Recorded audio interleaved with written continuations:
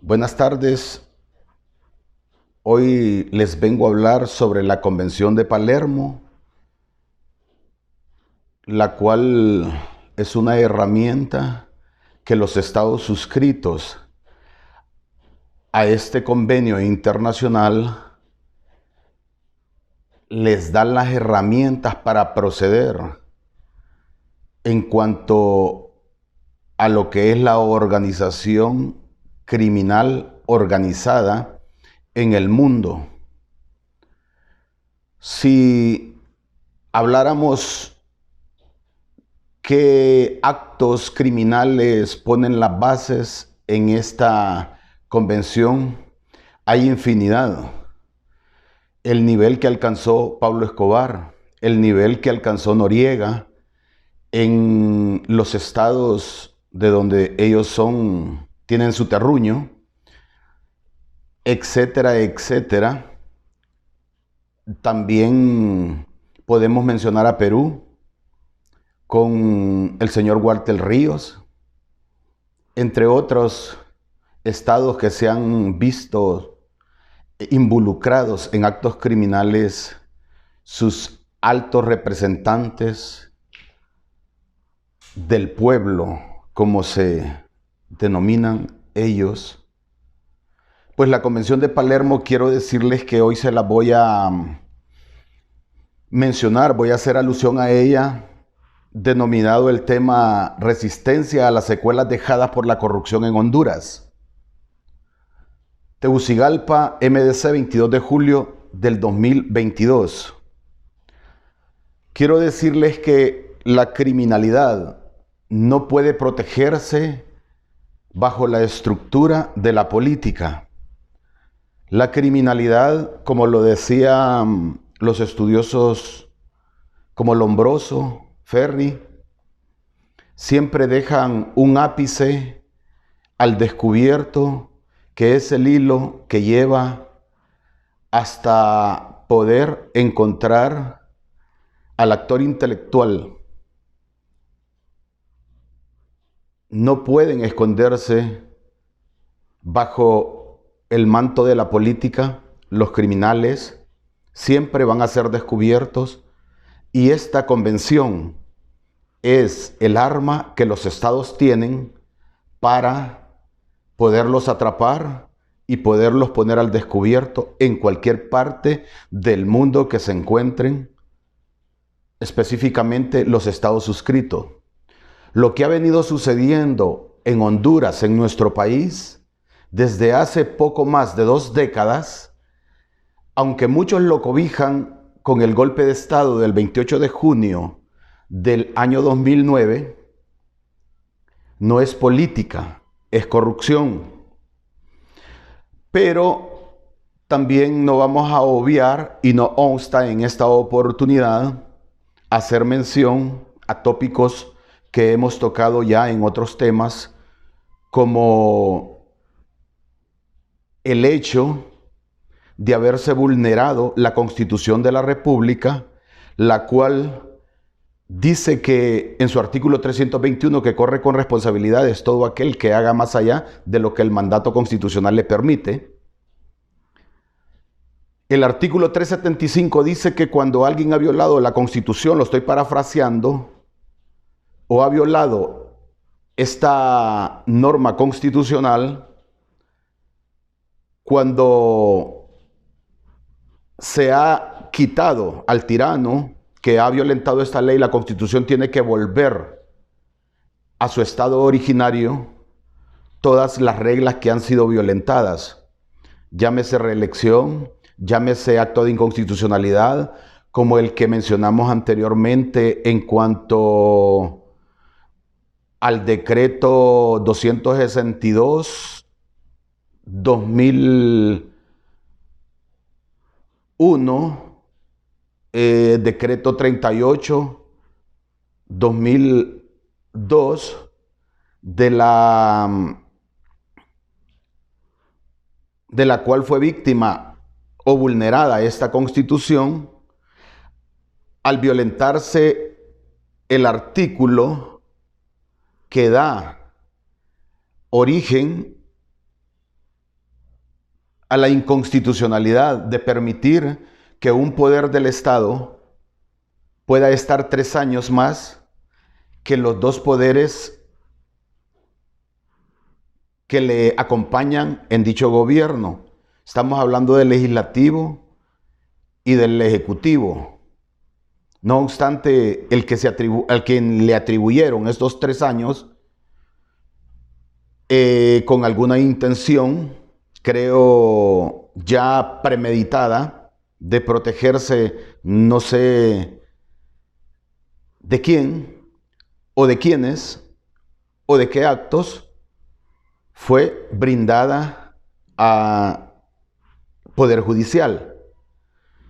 Tenemos el ejemplo literal, textual, a la vista, lo que acontece en la actualidad con respecto a la señora presidente, que ella ganó legalmente, pero a raíz de esa corrupción que se ha hilvanado desde esos tiempos que se violentó la Constitución, ella en la actualidad, porque es una secuela de actos colaterales que se manifiestan por una acción de corrupción, ella, lo acepten o no lo acepten, es una presidente de hecho, puesta por el pueblo, pero no de derecho. Voy a aprovechar la oportunidad porque hoy escuchaba a un señor que es un poco controversial en sus temas, porque algunas veces dice una cosa, posteriormente dice otra, que están aplicando lo que dejó el gobierno anterior en cuanto al quórum para que pueda llevarse a cabo un proyecto en el Congreso Nacional para que se pueda llevar a cabo una reunión, que si no están los diputados propietarios, pues pueden tomar de los suplentes y así hacer quórum.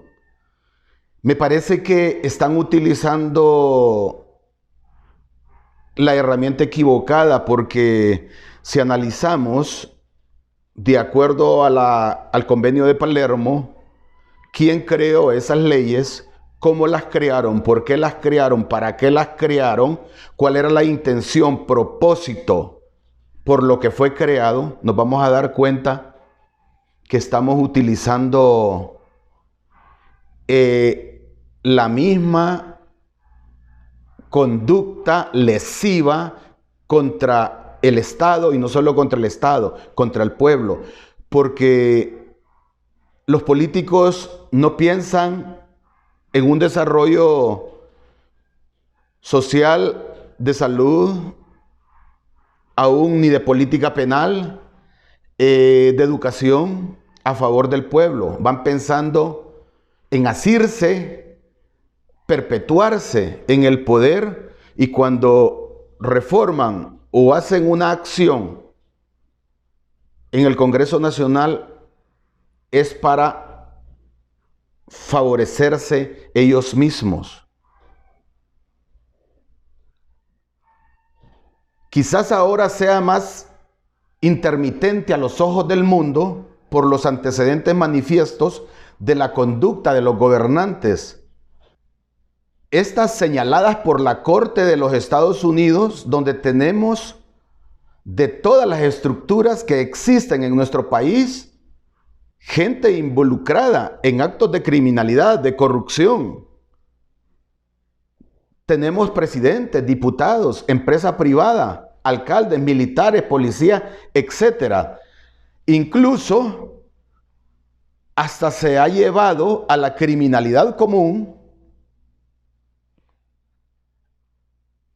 a los niveles de que aún la Corte de Estados Unidos pida personas que están involucradas o tienen alianzas con ciertas personas que han estado dentro del poder. Vamos a retomar los 2 últimos gobiernos, que conste que ya retomamos el del 98 al 2000, donde se violentó esa inconstitucionalidad, donde se violentó esa norma, dándole facultades al Poder Judicial y al Ministerio Público. Vamos a retomar estos dos últimos gobiernos que recientemente terminaron. El pueblo se manifestó, exigió su soberanía, pero esta fue aplacada por las fuerzas de los que dicen llamarse defensores del Estado de Derecho o del orden constitucional. También como de los que se llaman policías del orden público, pues los disque representantes de este pueblo dolido estaban apañando toda arbitrariedad de corrupción que se estaba ejecutando contra aquel que hoy no tiene para darle de comer al niño, que tampoco puede asistir a la escuela porque no hay una política clara en la educación hondureña a favor de la niñez. Esas son las consecuencias. Yo pregunto, ¿será que algún hijo de un diputado no ha podido recibir clases en lo que van de estos periodos, entre comillas, en la pandemia, que obviamente no hubieron clases, pero durante se dio apertura para continuar con los estudios? Ellos van a colegios privados, a escuelas privadas. Estoy seguro que ellos no han perdido el tiempo que debieron de aprovechar. Tanto las personas que podían pagarlo como las personas que dependen de la tutela de recibir el pan de vida, el pan de sabiduría, el pan de libertad, como son los niños de los pueblos. Es toda esta situación que me motiva a compartir el estado de indefensión, de la falta de un Estado de Derecho que nos hemos encontrado los hondureños, aparejado con la falta de seguridad jurídica. El mejor abogado que actúe apegado a derecho siempre está con la incertidumbre que su juicio va a ser viciado por un acto de cohecho, prevaricato o por amistad, siendo éticos incivilmente y utilizando el concepto que usa la Convención de Palermo cuando hace alusión a lo que es la parte civil y a lo que es la parte incivil. Ese es el panorama que se muestra aquí. Es cuando uno, como ciudadano o como jurista, no puede soslayar que no existan normas, que no existan procedimientos, que no existan mecanismos para perseguir y sancionar a los corruptos, para ponerlos en evidencia y que de esta manera permitir al pueblo hondureño, que sea la mayor parte de Centroamérica, que recupere su libertad aplicando esta herramienta, que recupere la democracia y retorne al camino de lo civil ante una sociedad limpia de toda barbarie de corrupción, con un largo etcétera. Estamos hablando de la herramienta que puede liberarnos, que puede darle esa facultad, ese poder que la CICI puede utilizar para poder aplicar todo el derecho nacional e internacional contra los que nos han robado el país, con los que han destruido al país. Poder luchar contra ese flagelo. Estamos hablando de una ley que es patrocinada por las Naciones Unidas, por la organización supra internacional, que pueda brindarnos esa confianza de que sí están interesados en combatir la corrupción. Es en base a estos tópicos en los que he estudiado la Convención de las Naciones Unidas contra la Delincuencia Organizada Transnacional. Es un instrumento jurídico suscrito en el año 2000. Se llama Convención porque ha sido patrocinada, como lo dije anteriormente, por un organismo internacional, en este caso por las Naciones Unidas, por el organismo más internacional, más importante del mundo. Tiene 3 partes esta convención. La primera está dedicada a la delincuencia organizada transnacional. La segunda es un protocolo para prevenir, reprimir y sancionar la trata de personas, especialmente de mujeres y niños.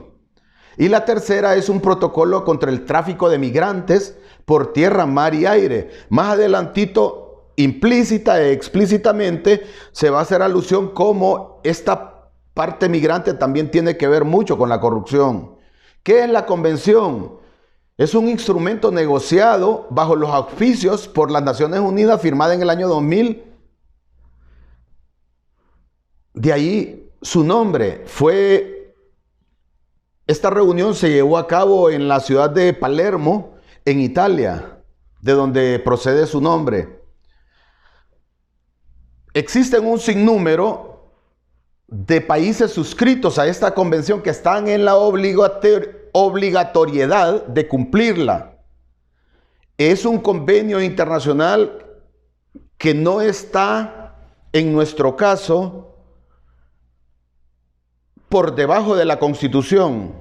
Contrario sensu, es exactamente igual a la Constitución. Recordemos que después de los convenios que se ha suscrito Honduras, especialmente como el control de convencionalidad, ahora lo que existe es un bloque de constitucionalidad. Ahora existe un bloque de constitucionalidad donde no solamente está la Constitución, como lo decía Kelsen, no, ahora está la Constitución, están los tratados internacionales, está la jurisprudencia de los tratados internacionales y está la jurisprudencia de la Constitución.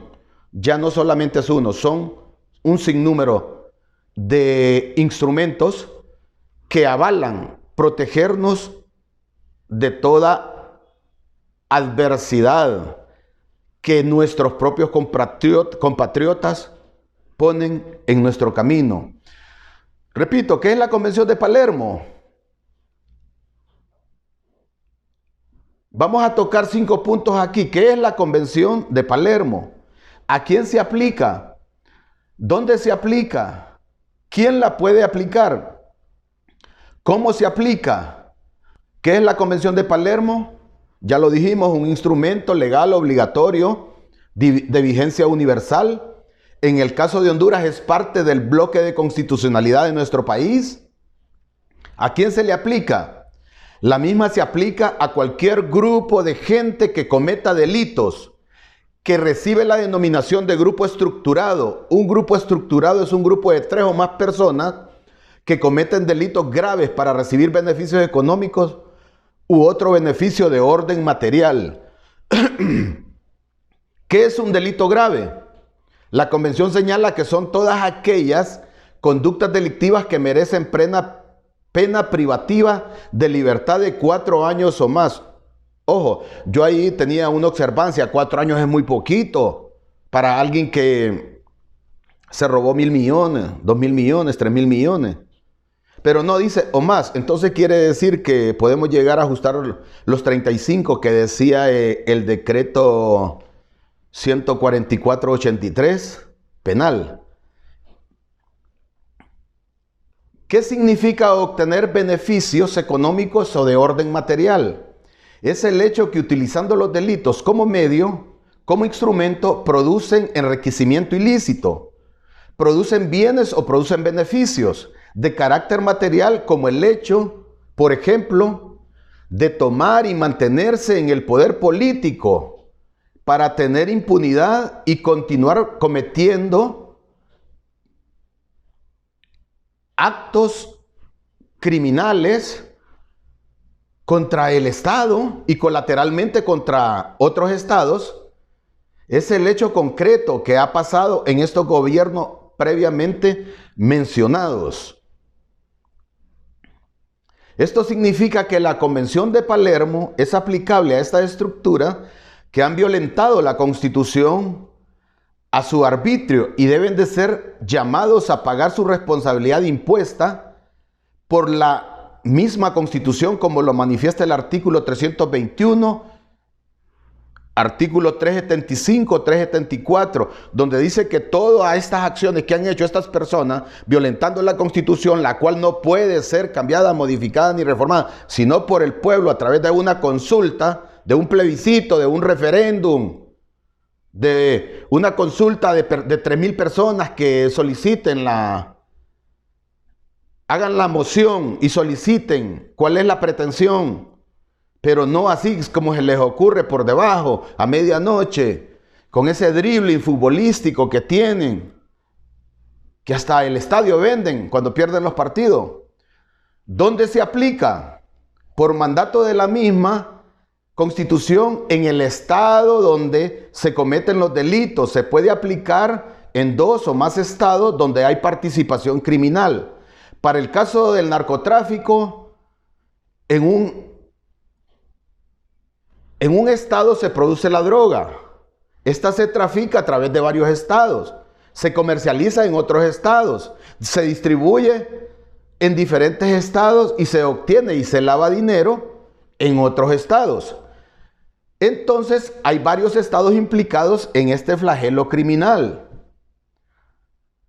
También se aplica la convención cuando el delito se comete en un estado, pero tiene efectos sustanciales en otro estado. Ejemplo, la migración forzada, lo que hicimos alusión anteriormente. Por temor a perder la vida ante la criminalidad organizada que amedranta al ciudadano, con miedo a la libertad y a todo aquello que se configura para poder demostrar temor de la tiranía hacia el pueblo y mantenerse en el poder, pues la gente opta. ¿Cómo afecta esto a otros estados? Las personas que migran van a pedir trabajo, van a quitarle el trabajo a un natural del estado donde han migrado.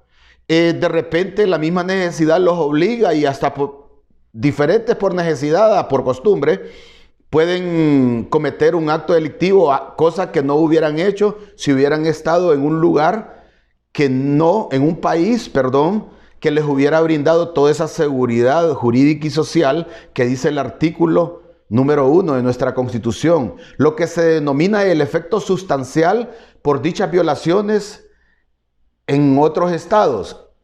¿Quién la puede aplicar? La convención no es otra cosa que un instrumento de persecución de los delincuentes en el mundo, bajo la premisa que no tengan dónde ocultarse y en función del principio de soberanía de los estados que han firmado esta convención. Las autoridades que aplican la convención son las mismas autoridades de los estados. No hay un tribunal, un juez en La Haya, sino que hay una unificación contra el crimen organizado. Tienen ese respaldo de ese organismo supra internacional como las Naciones Unidas para aplicar y poder unificar fuerzas con los estados suscritos a este convenio. ¿Cómo se aplica?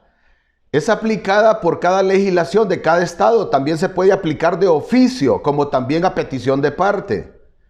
No desconociendo que existe un principio universal que dice que son nulos los actos de quienes usurpan funciones y que ejercen potestad o jurisdicción que no emana de la ley. Esto es lo que quería compartir con ustedes. Espero escuchen, mediten, la descarguen, la lean y piensen que el pueblo tiene esa norma constitucional que no es una norma jurídica. No nos equivoquemos. Es un documento constitucional, un documento fundamental que está sobre todo ordenamiento jurídico. Tome el poder, pueblo. Si usted mira este video y cree que puede aportarle, sea a un estudiante de derecho, sea a un abogado, sea a un ciudadano, compártalo. Quiero aclarar que todo esto lo hago porque recuerdo el terruño de donde me desprendo y por todas estas arbitrariedades de los políticos que vienen a ser el hecho real de lo que dicen los actores del libro ¿Por qué fracasan los países? Científicamente decían que era porque tuviera una inclinación o porque fuera un país húmedo. Pero está demostrado que no es por eso. es por las personas que están gobernando. Y las personas que están gobernando se les pide que tengan un poquito de pudor, porque muchas no están ahí porque el pueblo los ha llevado, sino porque han pagado, porque han comprado, porque se han burlado de la dignidad de los compatriotas. Después de la Primera Guerra Mundial, lo único que se logró después de esa gran lucha de Wilson Woodruff fueron dos principios: la paz y la dignidad. Ambas queremos, señores representantes del pueblo, según ustedes.